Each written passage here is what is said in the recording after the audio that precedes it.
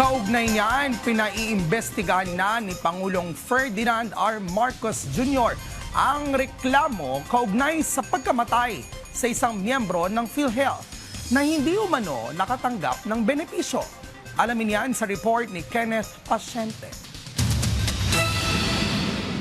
Sa viral post na ito, ipinarating ng isang ginang ang kanyang pagkadismaya matapos hindi makakuha ng benepisyo ang kanyang asawa na miyembro ng PhilHealth matapos maospital at kalaunan ay pumanaw. Isa rin sa hinaing niya ang hindi pagsagot ng PhilHealth sa bahagi ng kanilang hospital bills dahil mas mababa sa 24 na oras ang hospitalization ng miyembro. Kaya hindi umano sakop ng PhilHealth ang mga gastusin. Ang insidenteng yan, mahigpit na pinaiimbestigahan ni Pangulong Ferdinand R. Marcos Jr. Ayon kay PCO Undersecretary at Palace Press Officer Attorney Claire Castro, hindi katanggap-tanggap na mapagkaitan ng tamang benepisyo sa kalusugan ng mga Pilipino dahil sa mali o hindi maayos na implementasyon ng mga pulisiya.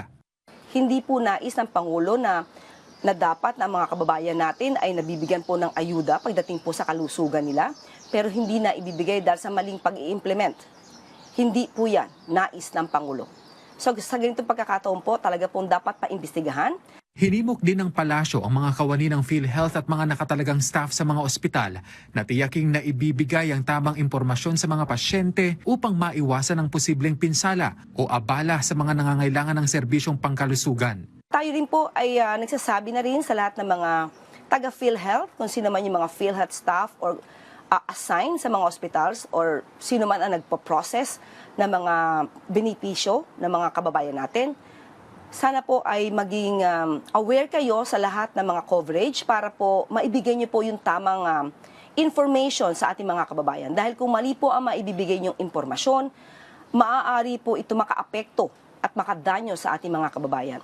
Nilinaw naman ng palasyo na wala itong sinisisi kung saan nagmula ang pagkakamali. Ngunit tiniyak nito na gugulong ang masusi at tamang investigasyon upang hindi na maulit ang insidente. Sa unang pahayag ng PhilHealth, sinabi nito na agad silang nakipag-ugnayan sa pamilya ng nasawing pasyente at nagkasundo sa mga susunod na hakbang para sa kinakailangang suporta.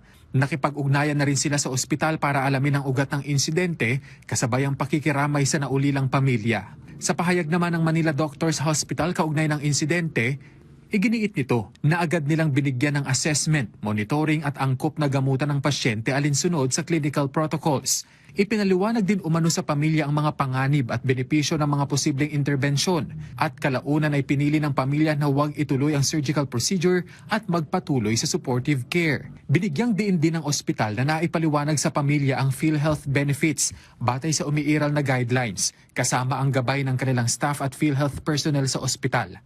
Wala pang pahayag sa ngayon ukol dito ang pamilya ng nasawing individual. Kenneth Pasyente para sa Bayan.